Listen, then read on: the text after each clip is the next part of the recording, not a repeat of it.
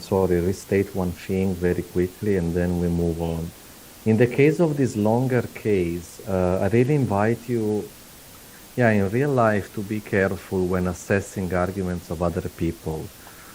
Sometimes, as I was saying, these are called irrational techniques of persuasion. When in an argument, people add extra information, which actually, again, does not really add anything to the argument, like the fact in this case that the client sat in prison for 8 months. That is totally irrelevant to establish if the client is guilty or not. Maybe he's guilty, maybe he's not. But the fact that he was in prison for 8 months, again, is not, it's an irrational technique of persuasion because we're trying to convince, let's say, the judge or the court that the client is innocent by saying that, okay, he was in prison for 8 months, but that's actually completely irrelevant. But again, this bit of information is thrown at the reader or at the audience to create this sympathetic feeling toward the client. So, yeah, again, the recipe is to just stick to this, when we reconstruct the argument, to eliminate the extra information and stick to what really matters. Okay, yeah, anything else? Or if not, we can move to, sorry, let me open the assignment, the exercises for today. So actually the exercise for today is a little bit different than usual, hopefully also a bit more entertaining, because you have all of them are rather famous puzzles. They start from a simple one, exercise for A, and they become more complicated. So in all of them, you have to basically think about the puzzle. For instance, well, you will see, but the first question is, for instance, in this scenario described above, is a married person looking at an unmarried person? And you will have to figure out the solution and also try to build a valid argument that supports your answer. Okay, so that's the idea, to figure out the solution to the puzzle. And well, let's see the puzzle together, then you will think about it on your own. In this case, you're told there are three people, A, B, and C. And you are told that A is looking at B, B is looking at C, and no one else is looking at anyone else. Then you are told that A is married, C is not married, and we don't know whether person B is married or not. And the question for you is whether a married person is looking at in this situation, at a non-married person. Again, think through it, and besides, again, finding the solution, try to build the argument that could possibly support your answer. So the first one is rather easy, even though actually I do this puzzle many times and many people get it wrong. That's even though it's rather easy. Exercise 4B, you will read that, and 4C are more difficult. Exercise 4C is called, it is known, you will read about it in the exercise, it is known as the Wasson test. It's again rather Wasson test. And again, there are studies that show that people, the vast majority of people actually give the wrong solution. Maybe here in this case, I would suggest that when you do it, you first try to give the most natural answer, the answer that first comes to your mind, and then maybe try to figure it out in more detail. And then there is a fourth one, 4D, again, you will read it. They're all rather famous puzzles. By the way, I saw in the chat the meme about the trolley problem. Yeah, that's a good one. Yeah. Anyway, okay, as usual, I will put you in breakout rooms. It is up to you. If you want to work on your own, if you prefer that, okay, fair enough. You can work like a solitary wolf on the exercises, that's fine. But if you want, just, I don't know, turn off your mic and work alone. But if you prefer to work with other people because, I don't know, it's more engaging and more fun, please do so. In any case, I will put you in breakout rooms. Let me just figure out. And then we restart at, today, let's restart at 7:30. And now I will assign you to breakout rooms. And I also posted in the chat the assignment. Okay, see you soon.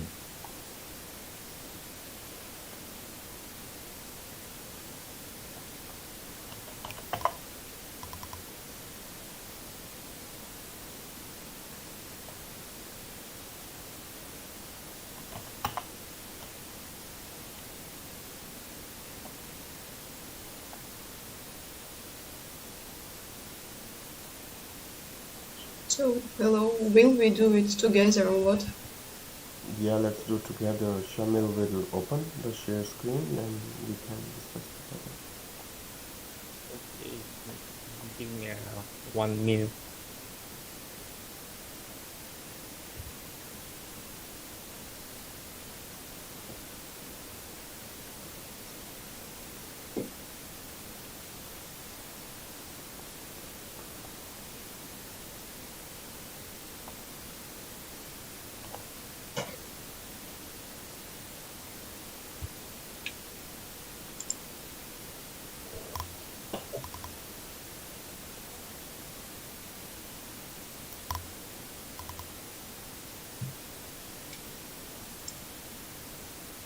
I think the answer for the 4A question is 3. It is impossible to determine given the information we have.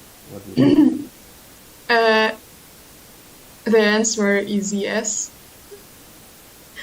I need to explain yes. Yeah, sure. So if you suppose that person B is unmarried and person A is looking at them, then Why do we suppose? it doesn't matter.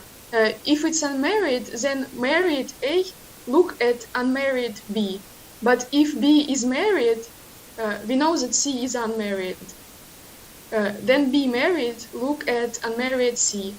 And either way, we have married person looking at an unmarried person. Yeah, absolutely, you're right. If we are allowed to assume, then you are right. Wait, what? We don't know B is married or not. If B is married, then A married, B married, then married person looking at unmarried. Okay, okay, yeah, okay. Here, Okay. here, yeah. And here, yeah, okay. I get it. Okay. But do we need just to build an invalid argument or just like improvise it during the lecture?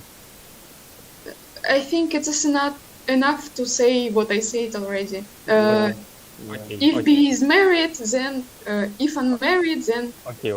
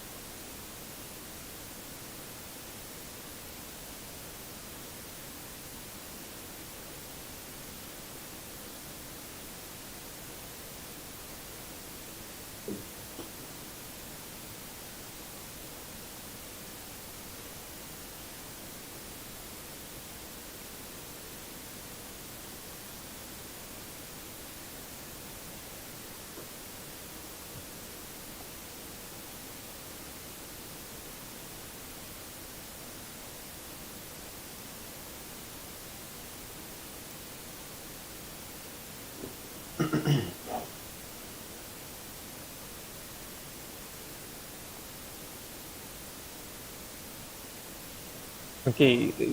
Yeah, scroll Have down. we? Yeah. Okay.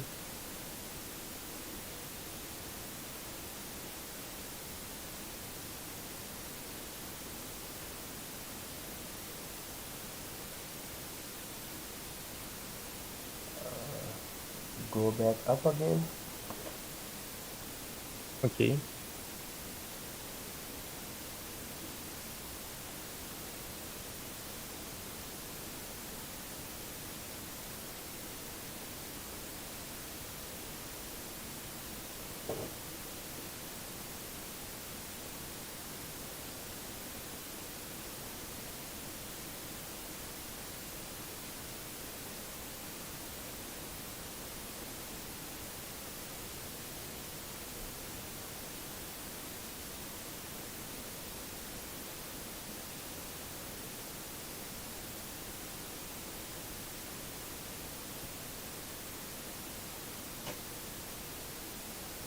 Okay. I think C, number 3. I happen to know the answer because my friend taken this course and we thought about this Nice. puzzle, and answer was like you should change your initial choice, but it's difficult for me to explain. We played this game and the chances are really higher if you change your choice. And we played like with 12 doors or something. You played on Zoom or you played like in person in the pt2? We did it online, but still, like you choose one of 3 doors, and it really works only if you choose the door which is not a car.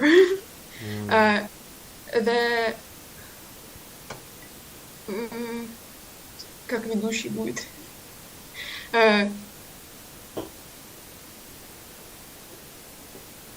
Can you scroll up, please?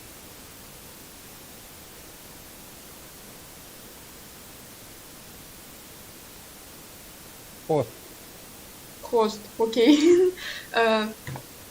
The host is opening the doors only with a god, and from those 2, you know already that which one has a god, and other you assume which is yours initial choice.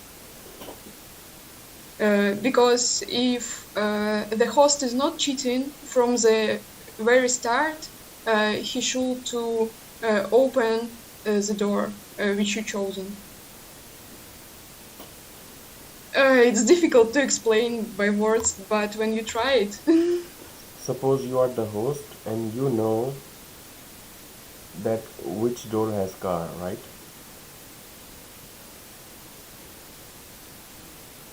Repeat?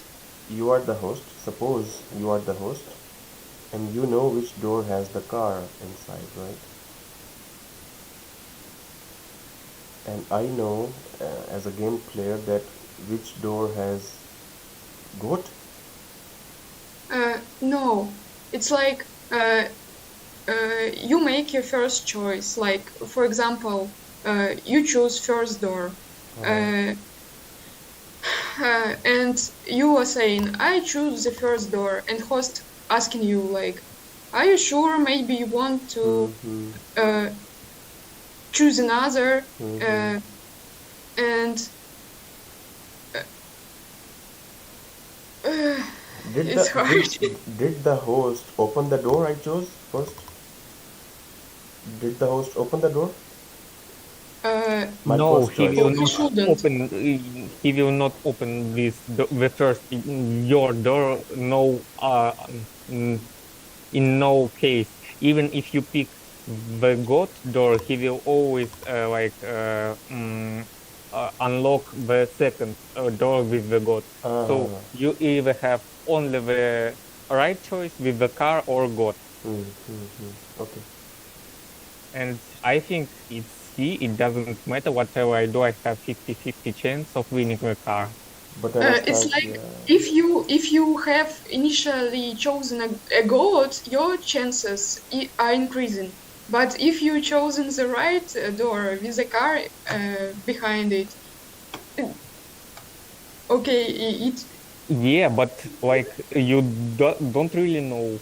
Have you choose the right door or the wrong door? So it's again 50-50. You don't know if you choose the God door or no. It's like you simply know that I choose this door, and what behind it you don't know. But the host he know, and he will always open the second door with the God. Whatever you choose, the car door or the God door. So I think it doesn't really matter if I don't know, I have only 50-50 chance.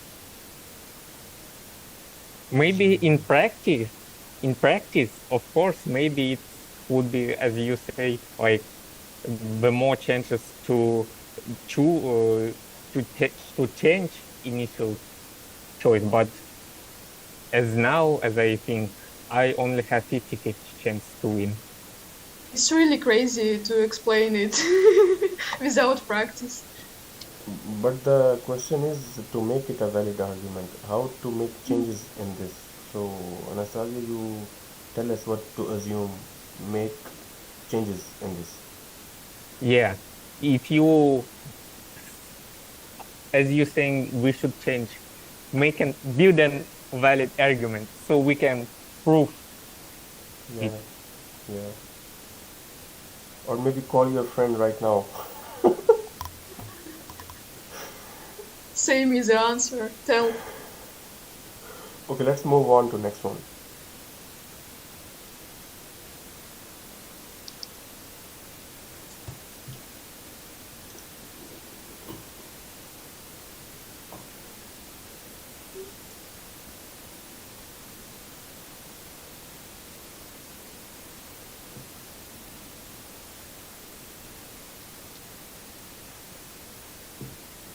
Okay.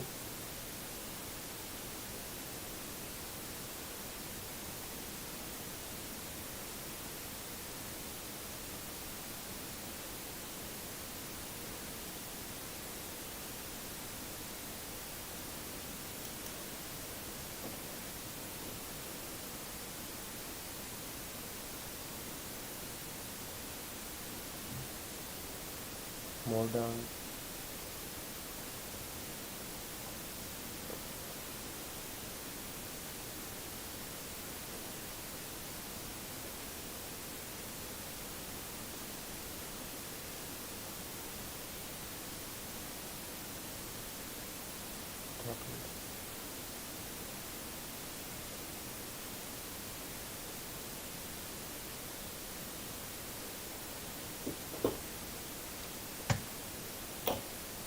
Can you scroll? Can you show the rules again?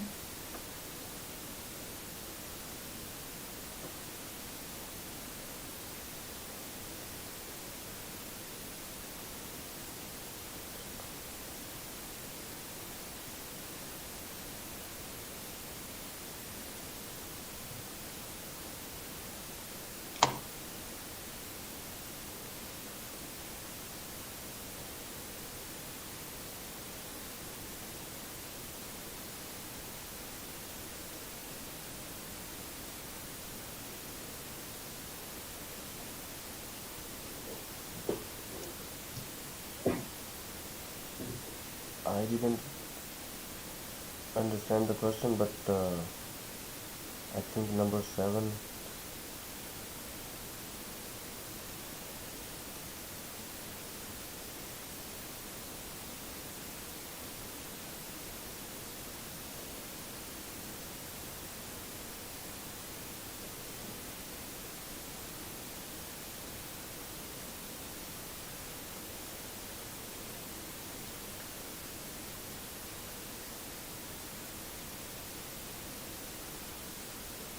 I think we need to turn 2 cards. Change what? We need to turn 2 cards. For example, this one with a volume. and this one, which is not even.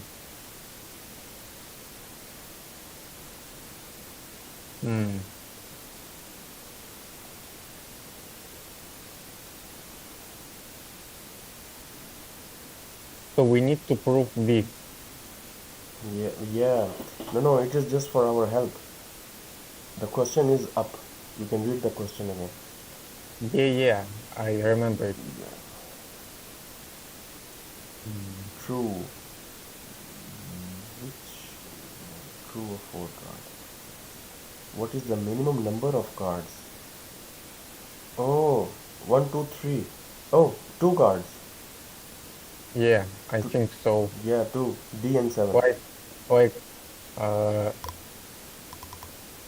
this Yeah. is a vowel,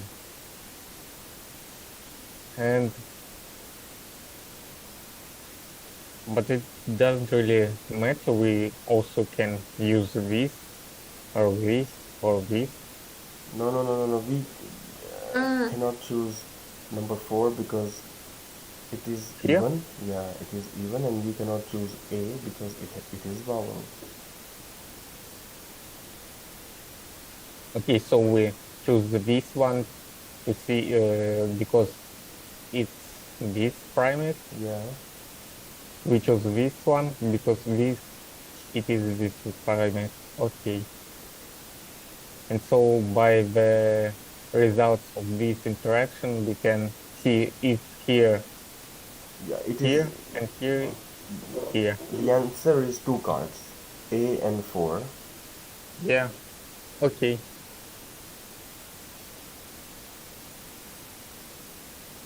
Yeah. I'm not sure. If we look at this rule, if a card has a vowel, then it should have an even number.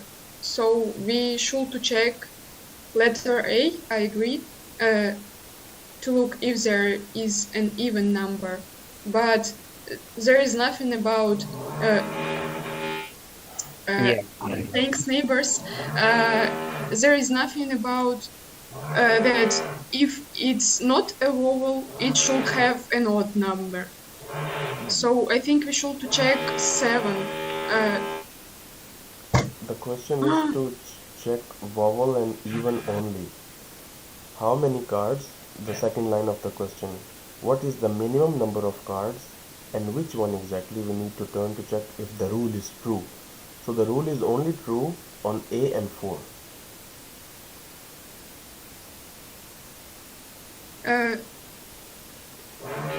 We can check only one because all others are not exactly from this rule, which is colored. Let me tell you the number 4. The rule is if it is vowel, go down please, the yellow, the blue, yeah. So read this line up and down, yeah. It doesn't work like that. If you write if and then, it's a logical connection in one side. It doesn't work in the other side. If I see a card A, it is a vowel, so the rule says it is even number. If it is even number, it is a vowel. Not necessary. You can put there another blue line which says if a card has not a vowel, it. Yeah, but that is not a question. But it is possible. It we is don't possible. know. Yes, it is possible. So we should check only the A. Well, okay, let's move next. A. But I think like we can choose the first one, this, but our like any of this, because like if we choose this, we can see if this is true. Again, yeah, because this argument can be checked like only with this card, but our card doesn't have vowel. You can read That's the why. question again. It says how many cards to see if the rule is true. So how many cards? Yeah, to see if the row is true, we need to confirm that only vowel side of the card with the vowel has even number.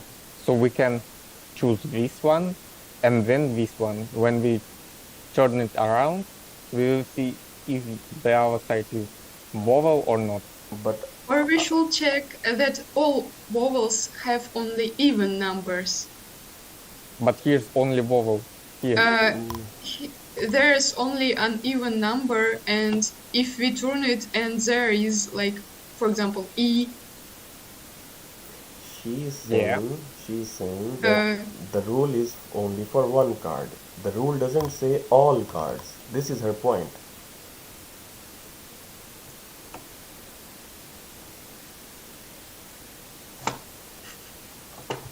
Okay, I'm not sure, but I think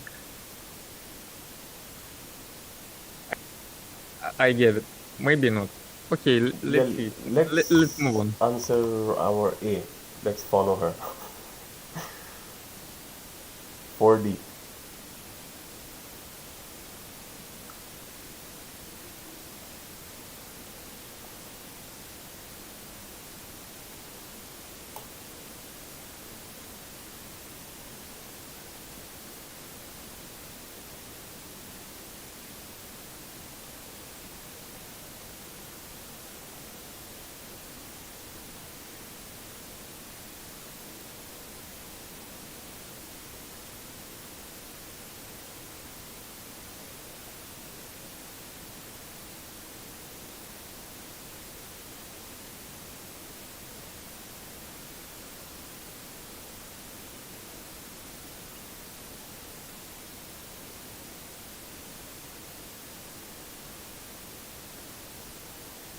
I think there is some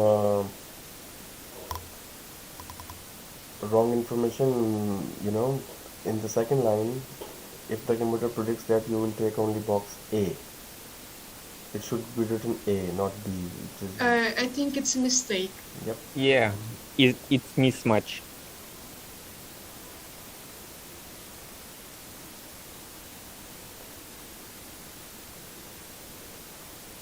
Okay, down.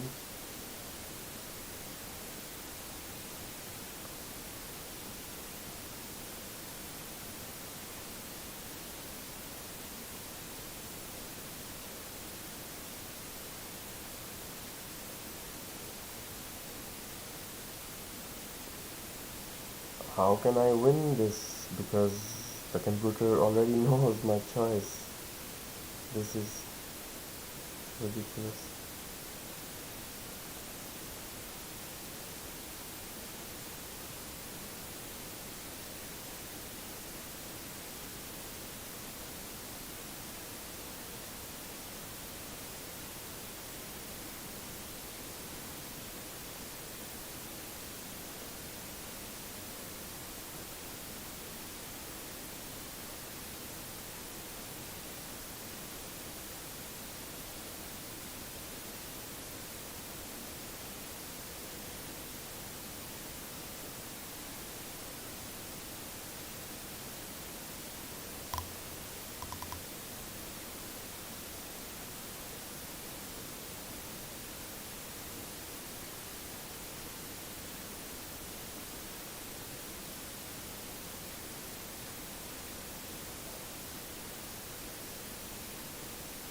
Well, according to this information, I will select box B.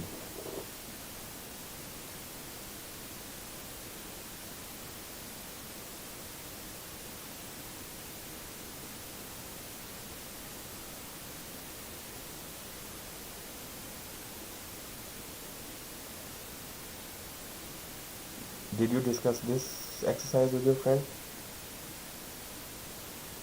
I actually did. Yeah. What she said? What can I say?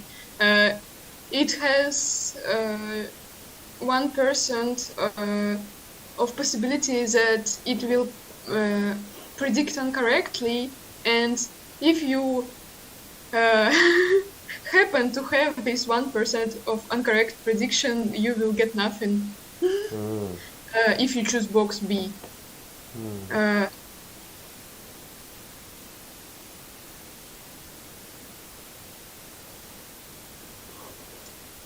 But What is the right answer? I don't know how to make an argument in this case. Like, you need to calculate everything and just choose what you like more. Like, if you have 99 friends, Yeah. Then? you can go there and either take box A, either take box B, it doesn't matter. I calculated and if you have 99 friends, you will get either way 100,000 rubles. It's just crazy, I don't know. But if the computer predicts wrong in this case, does this mean it will place not nothing, but 10 million rubles? Yeah. So if you choose two boxes in this case, you will get 1 million rubles plus 1,000 rubles. Yeah, but the possibility is pretty low. Yeah. This is why you need 99 friends. No, we need 1% in this case. 1%, and how are you sure that you will be this 1%? Don't know, but I think the more rational thing to do is always pick two boxes, because in most cases you will win 1,000 rubles. Maybe you will get 1 million and 1,000 rubles. Take two boxes, you say? Yeah.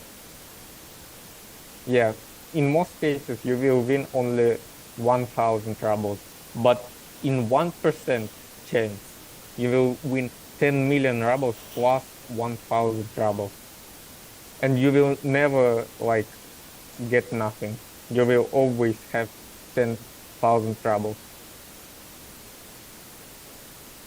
Or 1,000 rubles. Yeah. 100. Phew. Oh my god. 100 rubles. Yeah. And what if we change this money with, those crazy traps from movie Saw, Pila? If you choose wrong box, you will die. What will you choose? Like in this case, if we only will choose box B, well, in most cases we will win 10 million rubles, maybe, but sometimes we will win nothing. But chances and prices are Hello. a lot higher Assalam. in the second case. Like, you can invite 99 your friends, and you will get how much? 99. I can't I can't say a lot of money, billions of rubles in this case, and only one will not have anything. And in the first case, you will get only 10 million and 100. No? Yeah, but it doesn't say anything about your friends. It's only about you. No. But she has a point that if you have 99 friends and they pass through the computer first, and you are the last one, then you will win.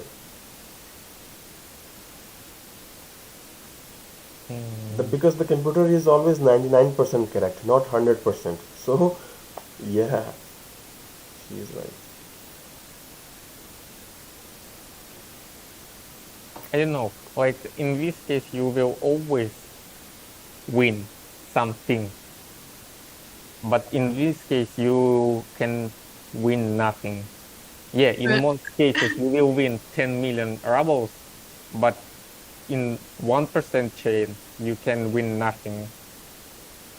I don't know, like, it's really depends what do you want. If you need, like, if you want to win something, at least something, then you need to choose this case. But if you want to win a lot of money, then maybe you choose this case. But again, you can be unlucky and win nothing. So, the argument. If you want to take something, doesn't matter How much? Yeah. how much, you choose first. Case. Yeah. And if you want to get a lot of money but can risk, you choose second. Yeah. Yeah.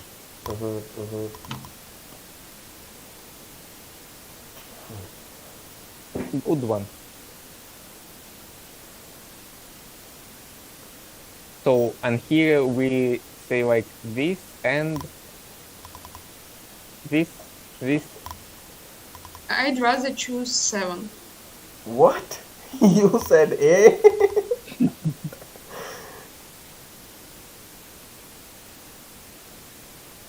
I don't know. Okay, we always start with this card, yeah? Yeah, Okay, this is for sure. yeah, okay, we start from here. And from this card, we can say if it's true or not.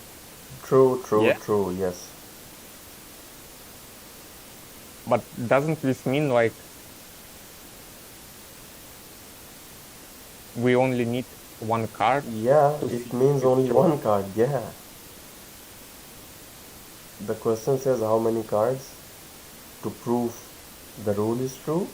Only one card. I mean, 2 cards, A and 4. For me, because this one premise needs only one conclusion, and this one conclusion can be attributed by this card because it has vowel. but somehow my sixth sense says that our answer is wrong. Yeah, mine also.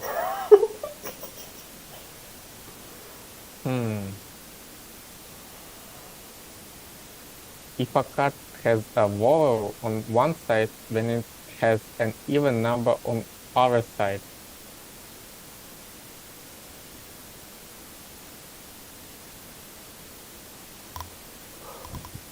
If this will be our premise, then our conclusion about this card might be like this first card contain even number because it has vowel. Does this argument are valid? Yeah, because it goes by the or by the premise. But does this argument are true? No, because we don't know if these premise are true. So to say that our premise are true, we need to choose minimum 2 cards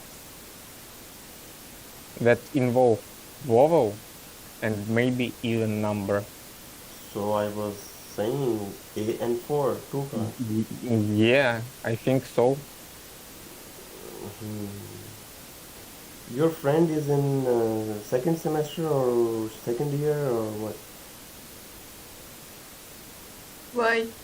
Because she passed this course. No, we are in the same group.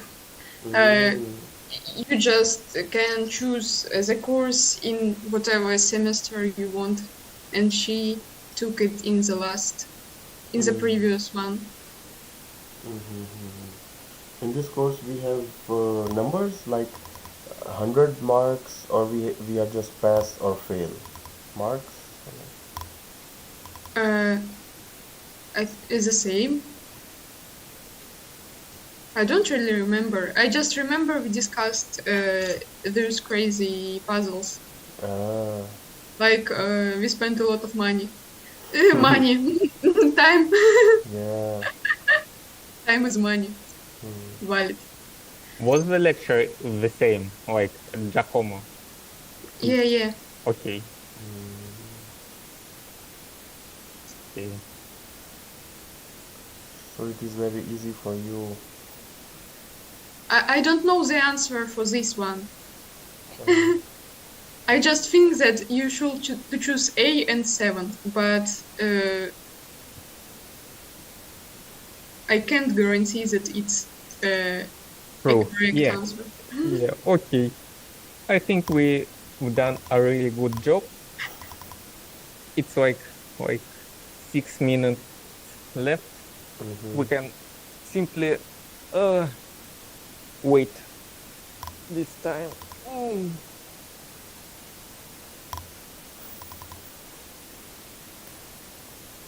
you both live in dorm? What? Do you both live in dormitory? No. Hmm. Belaruska? I mean, which one is yours, Jamil? I don't really remember what does this dormitory means. Oh, okay. Общежитие. Yeah, okay. No, I live in a flat. Does this Yeah, Apartments. apartment, Mm, flat? Yeah. cool.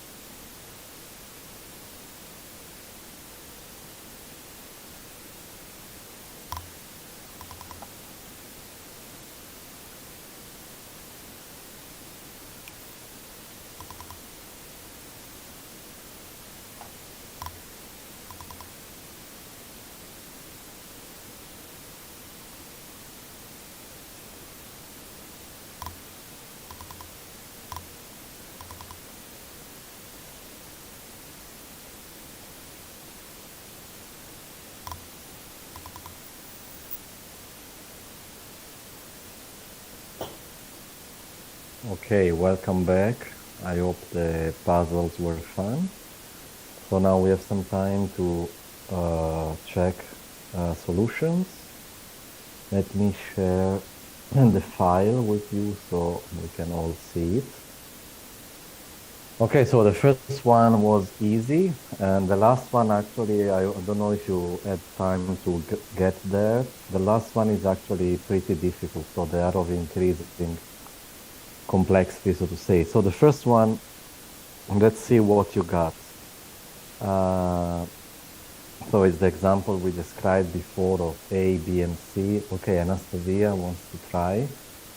What's the answer?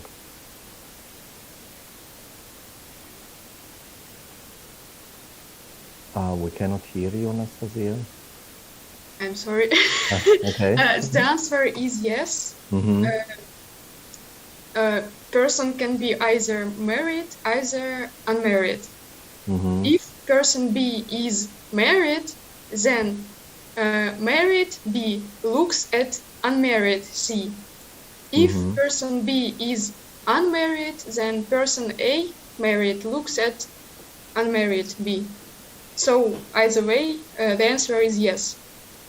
Yes, correct, Anastasia. That's correct. That's the exact solution of the puzzle. So you explained it correctly. I just want to point here. I have the solutions. I will also post them. But yeah, the solution actually, yes, is the one that you just explained. I want to just stress the fact that this is a rather common form of valid reasoning. So as you said, the correct observation was to notice that, okay, we don't know about the marital status of B. We don't know if B is married or not married, but for sure, either B is married or is unmarried. It must be one of the two. There are no other options. So that goes into one premise. B is either married or unmarried. Then the other two premises are these if-then statements, which are called conditional, and you're correct, yes. If B is married, then the answer is yes, because a married person is looking at an unmarried person, if B looking at C. But also if B is unmarried, then the solution is, it is still the answer yes, even though for a different reason. We still have the case that a married person is looking at an unmarried person. So notice the structure of the argument. The structure of the argument, it's called sometimes reasoning by cases, because we have case 1 or case 2. But case 1 leads to yes, and case 2 as well leads to yes. So the answer for sure is yes. A married person is looking at an unmarried person. So this structure is useful, and it's also when we reason under uncertainty because we don't know the marital status of B, but either way, as you said, a married person is looking at an unmarried. We reason case by case. In premise 2, we reason about case 1, and in premise 3, we reason about case 2, and we observe that in both cases we get to the same solution. Yeah, this structure of arguments is very common. Again, the structure will be A or B. If A, then C. If B, then C. Conclusion C. Okay, good. Let's look at the second one. Sorry. Okay, the second one is here. This is a famous puzzle. Maybe some of you have heard about it. It's also featured in some movies. Now I don't remember. I watched a movie recently and I think A Beautiful Mind, maybe. Yeah. So I hope you all got the story. Zane, you want to answer the puzzle? Yeah, so should I read the argument or just a simple explanation? Okay, maybe yes. First, your explanation, yeah, and answer. My answer is shortly I should change. That's because when I first chose, there's 33.33% chance that my selection is correct, and 66% that my selection is wrong. And after the host opens one of the other things, the chances didn't change. So there's 33% chance that I selected correct and 66% I selected wrong. However, now the 66% is for only one door. So the correct solution is to change the selection to the unopened and another door that hasn't been opened, and there's 66% chance that the car will be behind it. It's a mathematical concept called variable change, and it's yeah. So, Yeah, thanks. Yeah, the answer is correct and the explanation is correct as well. Did other people have a different answer or could not solve it, or I don't know, have objection or something was unclear? Okay, here it's, well, no, the explanation is correct, and now we will also see a valid argument, but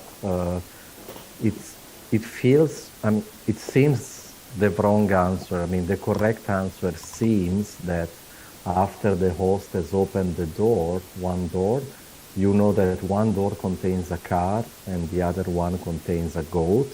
So the natural thing to say is to say that now it's 50-50.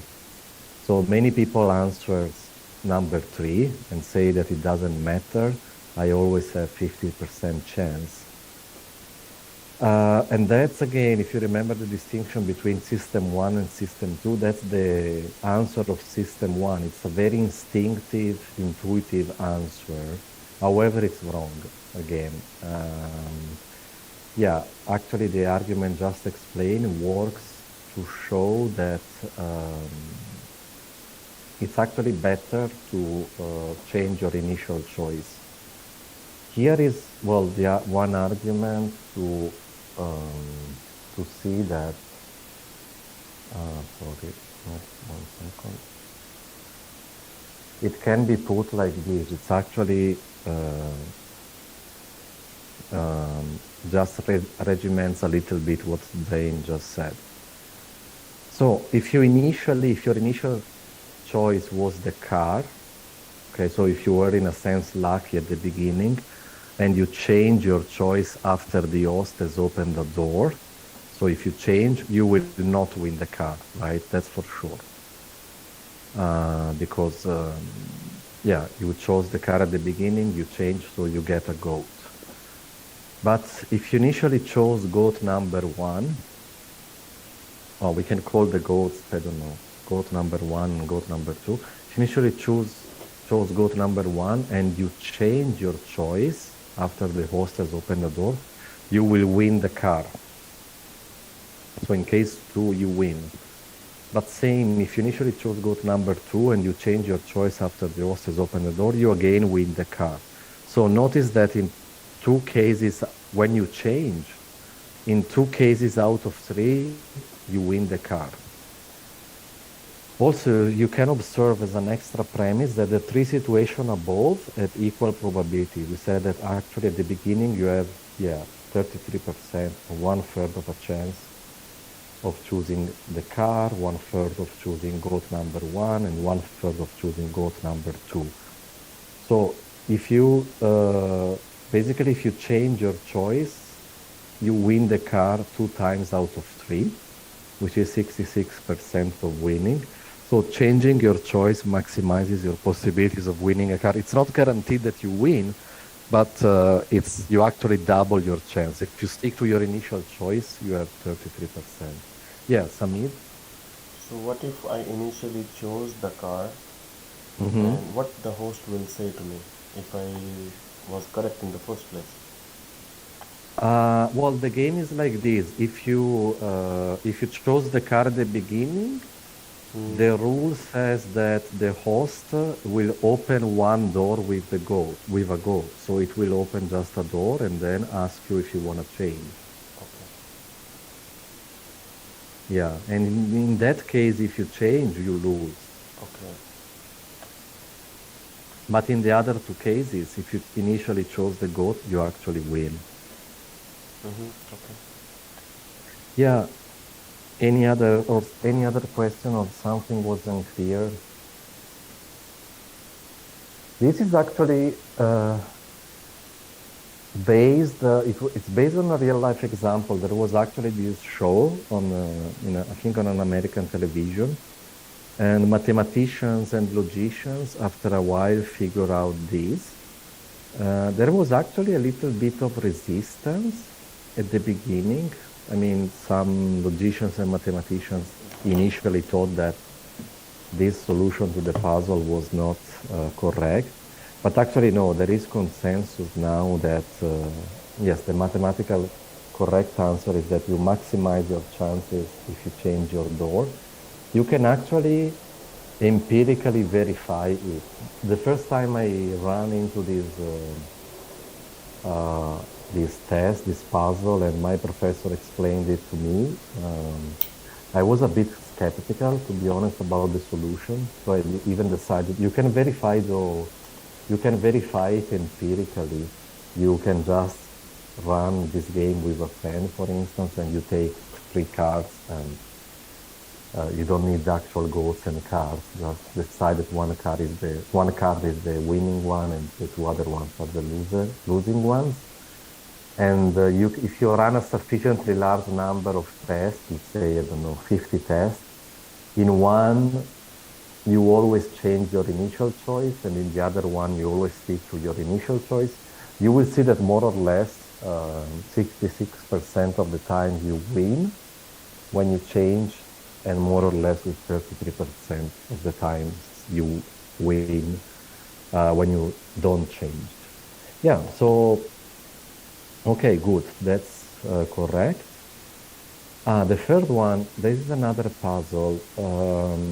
It's called the wagon test, because it's named after the psychologist actually studied this. So the goal was, you have these 4 cards here, and you know that every card has a letter on one side and a number on the other side. So for instance, this card here has a letter on the other side, on this side. It means on the other side there is a number, but you don't know which number. And then there is this rule which says, if a card has a vowel on one side, then it has an even number on the other side.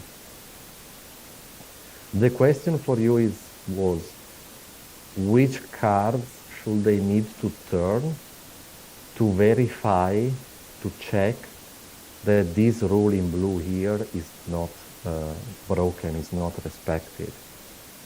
Does anybody want to try to answer? Yes, Anastasia? You need to turn card A. So you will check the logical flow of this sentence. You see that it's a vowel, and you will check if it's an even number there. Okay. You need to check card A. Any other card? It's harder.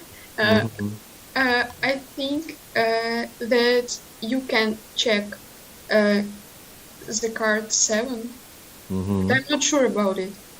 Okay. Other people, let me see who raised their, Alina? Well, we also need to check the card with number 7, because if it has a vowel on the other side, then the rule is wrong. And we don't need to check cards with D or 4, because we don't care for not vowels and odd numbers. So the minimum amount of cards to check is 2, A and 7. A and 7. Okay. Thanks, Alina. There was Samit, no, Yekaterina. Yeah, I didn't understand why we should check 7 and why it will help us to understand the rule wrong or right, because the rule doesn't told anything about not even numbers. Okay, yeah, we will see the solution in detail. Yeah, Anastasia, you want to respond? Yes, I think a little. And I think when you say if, then there is no other results you can get if the first sentence is true. But there still can be like not vowels with even number on the other side. But we don't care about it because this blue line doesn't say anything about it. Okay, yeah, that's a correct explanation. You were actually right. Yes, you need to check only A and 7. Now, actually, many people, it has been proven scientifically that the vast majority of people get this simple test wrong. The last time I checked the numbers, it was around 70%. Even very smart people, I don't know, people with a really good education, people even with doctorates, professors, scientists, and so on, actually still many of them get it wrong because it's really easy to get confused and provide the wrong answer. So if you gave the wrong answer, you are in a much large company. So don't worry. But let's try to figure out, like slowly, why only A and 7. Sorry, maybe I will write it down so that. So the rule says, sorry, if card has a vowel, then even. Sorry, I will make it bigger in a second. If card has a vowel on one side, then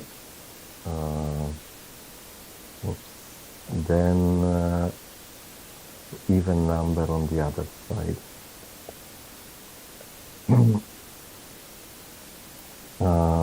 Let me make all this. Okay, that's the rule. And yes, you're right that it is an if-then statement, and that's relevant. So, well, the first case, it's actually easy. The first case is card with letter A. First card. So we know it has one way to see why. We know that there is a number on the other side. So it's either odd number or even number. Okay.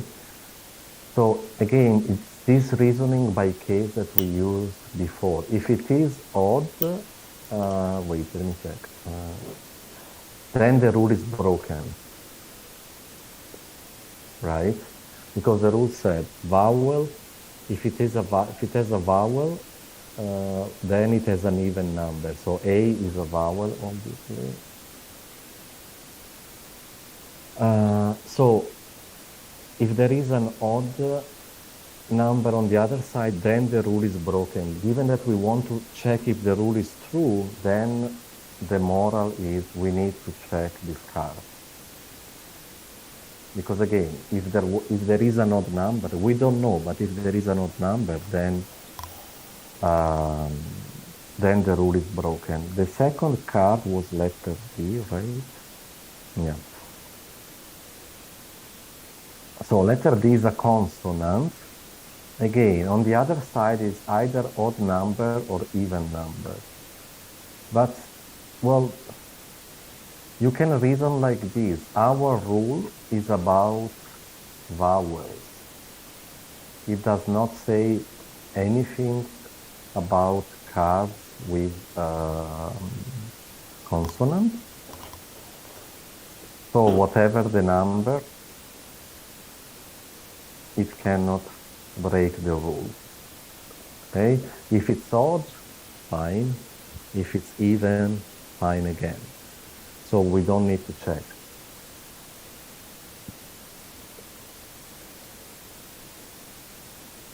It's more problematic to see the other two cases because we have the number 4, right? Yeah, number 4,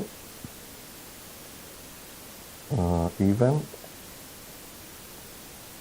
So here, you can again reason by case. You see that there is a number, so on the other side, you know that there is a letter. So either vowel or consonant. Then you can be like, okay, if it is a vowel, if on the other side there is a vowel, well, then we have vowel plus even number. So the rule will be respected, right? I repeat. If it is a vowel, we have vowel plus even number. It means the rule is respected.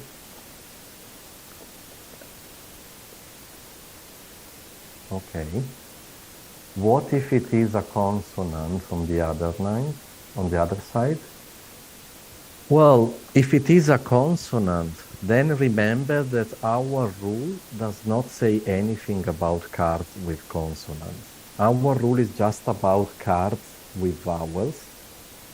So if it is a consonant, then the rule is respected. For sure. Because our rule is simply silent about consonants, so either way, the rule is respected, meaning we don't need to check it.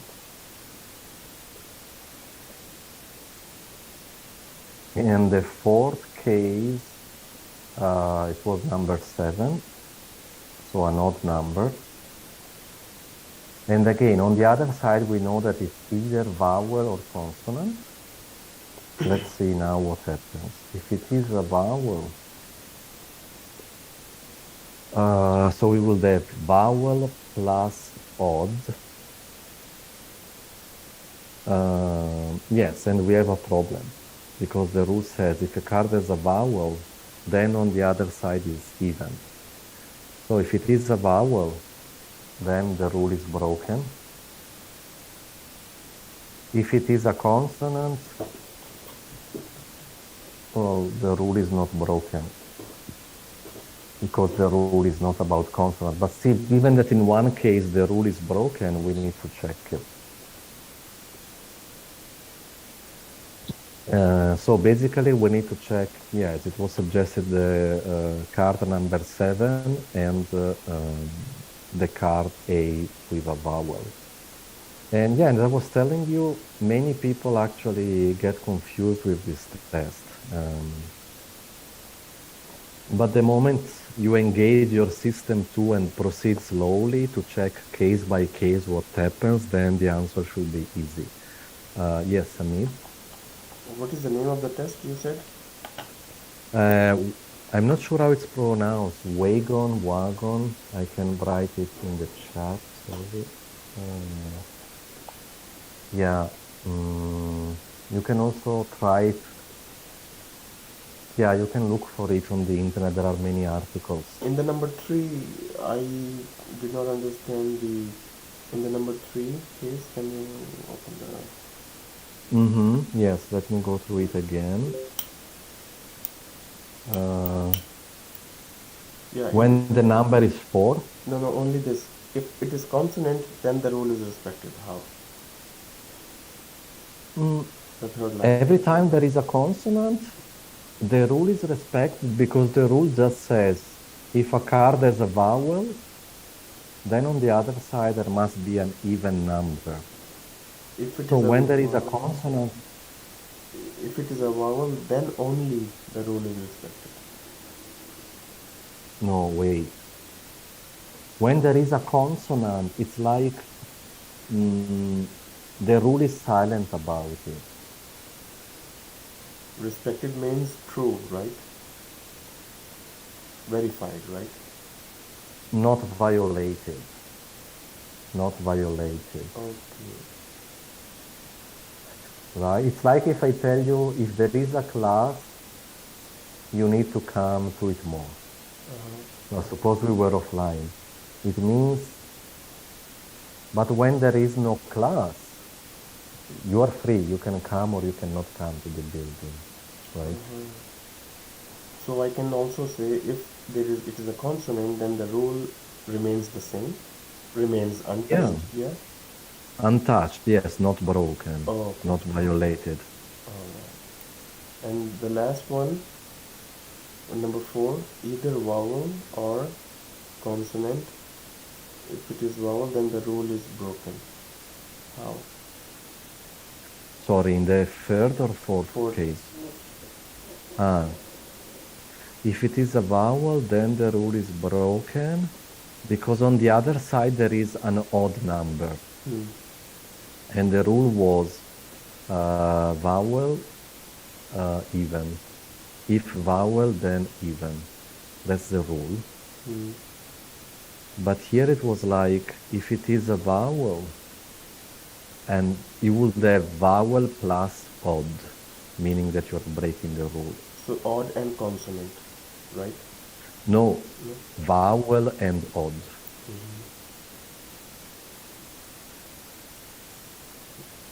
Yeah, first I understand this, that if it is vowel, then odd, but if a consonant, then even. No, there is no rule that says if it is a consonant, it is even. Just for my understanding. But the rule does not say if a card is as a consonant, then it is odd. Yeah.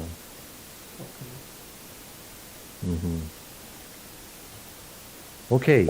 I can actually post these on Canvas as well. So if you want to come back, to these, you can check it. Any other question about this? So the minimum number of cards is 2. Yes. A and 7. You need to check only A and 7, 2 cards. But what if in the case of the third card with the number 4, our rule is broken? It's impossible that it's broken. This card cannot break the rule because, again, the rule says if there is a vowel, then even on the other side. In the third case, you know that there is a number even because you see it. So you reason either vowel or consonant on the other side because you know it's a letter. But if it is a vowel, then the rule is respected because that's exactly what the rule says, right? If there is a vowel, then even. If it is a consonant, then the rule is respected again because our rule is not about consonant. It's just about cards with vowels. Does it make sense? Yeah, a little bit. Yeah. If you ask these kind of difficult questions, I will fail the test. Yeah.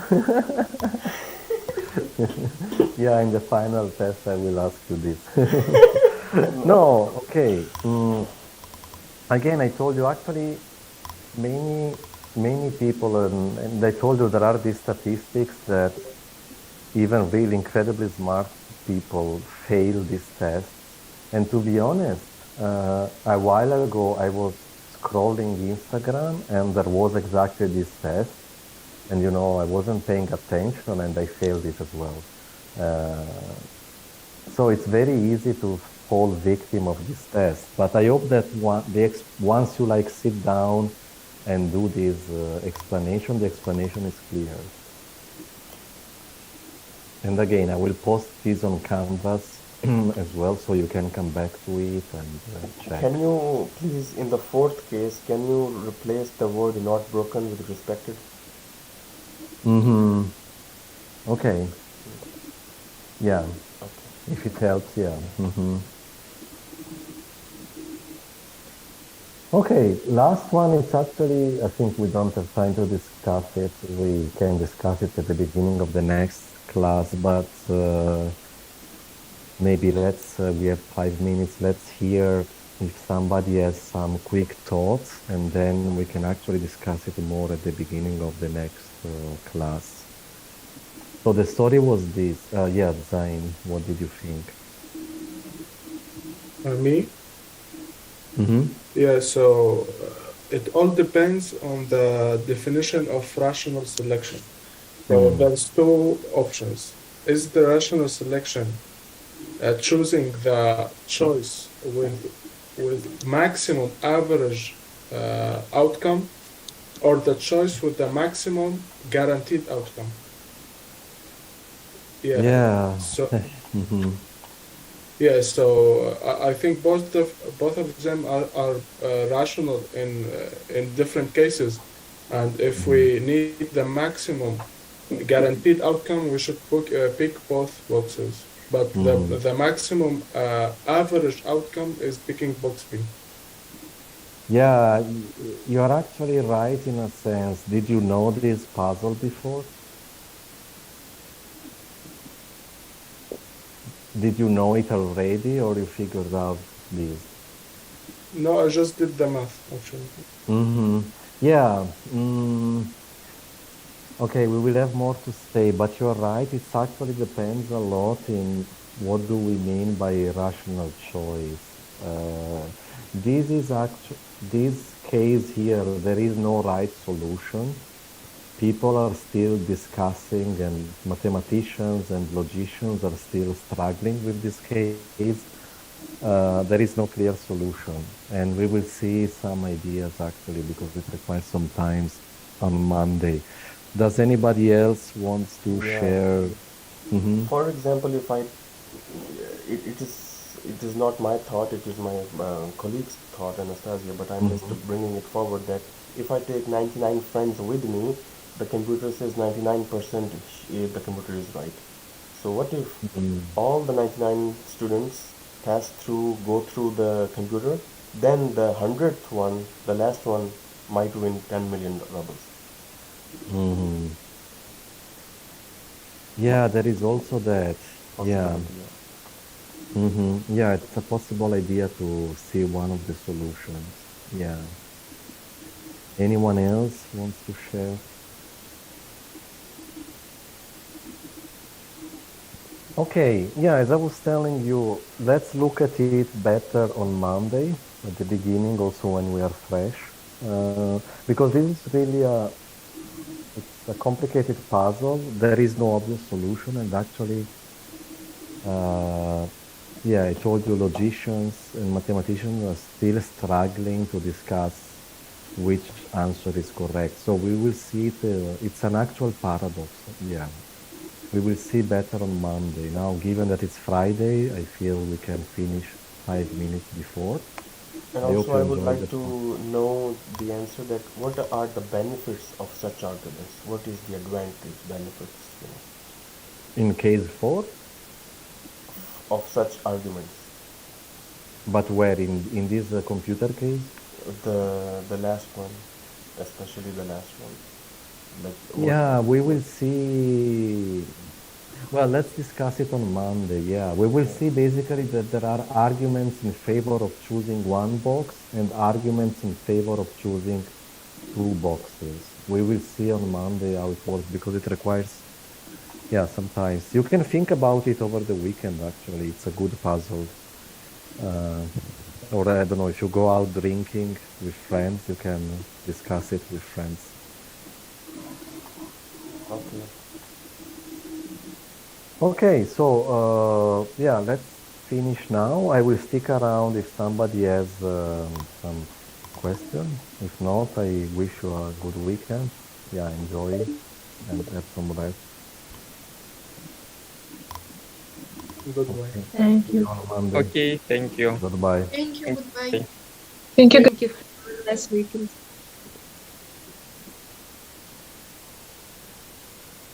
I just meant that, for example, education, there is a benefit of education, right? Mm-hmm. But for these arguments, is it just polishing my mind, polishing our Mm, brainstorming? What is the benefit of such a course, you know? okay. Yeah, I see. Well, I think, yes, this idea of polishing our mind is actually good because it's like checking that our minds are working properly. Yeah, right. Because I really like this idea of system one and system two. We sometimes our thinking just goes with the automatic pilot, so to say, and that's problematic, I think. It's better to check if everything in our thinking works correctly, I would say. Right, right, right. And when did you start to make decision to that you, I mean, when did you know that you are good at this? Hmm, I'm not sure I'm good at. I mean, well, I studied philosophy, and so philosophy is all about argumentation. So I'm trained in discussing arguments, analyze. I also studied a lot of logic, and in logic, it's different from what we are doing now, but you analyze arguments, the structure of arguments. That's a very interesting topic, but yeah, we don't have time to. Yeah, and there is a famous Russian philosopher Alexei Mm-hmm, Losev. mm-hmm, Um, I love to take any philosophy course, but in my major, art and science, they don't offer. But I mm, really am lucky to study this philosophy indirectly in this course. mm-hmm. Yeah. Yeah, okay, yeah, philosophy is always good, but yeah, I know that I noticed that you liked it. And, oh, but the good thing you can always read on your own. I noticed that you read philosophy like Yep. Hegel. Yeah. Yeah. I have all these notes made already in my book, Hegel, Nietzsche, and many more. Oh, that's interesting. Thank you so much. Thank you. Okay, have a good one. Thank you Yeah, for thank me. you. Goodbye. Bye.